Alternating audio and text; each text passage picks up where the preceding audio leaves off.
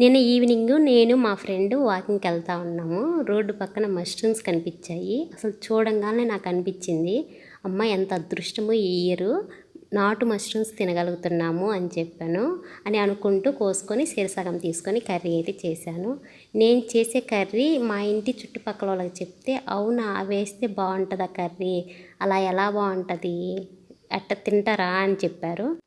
మా ఇంటి పక్కన వాళ్ళకి ఎంతగా అనిపిస్తే అదే యూట్యూబ్లో అప్లోడ్ చేస్తే చాలామంది తెలియని వాళ్ళకి తెలుస్తుంది కదా అని ఈ వీడియో అయితే అప్లోడ్ చేస్తున్నాను. నేను చేసే మష్రూమ్ కర్రీ మహా అంటే మహా అద్భుతంగా ఉంటుంది. నేను మా అమ్మ దగ్గర మా అత్తమ్మ కూడా ఈ టైప్లోనే చేస్తుంది. మా ఏరియాలో చేస్తారు, ఇటు పక్కల వాళ్ళు ఎవరు చేయరట్టుంది, అందుకని కొంచెం వింతగా అనిపించుండవచ్చు. అయితే నేను చేసే మష్రూమ్ కర్రీ చపాతీలోకి, జొన్న రొట్టెలోకి, అలాగే రాగి సంగట్లోకి చాలా బాగుంటుంది. రైస్ లేకంటవా నార్మల్గా ఉంటుందని నాకు అనిపిస్తుంది. మష్రూమ్ కర్రీలోకి వాటర్ కానీ ఉప్పు కారం కానీ చాలా తక్కువగా పడతాయి, ఎక్కువైతే పట్టవు.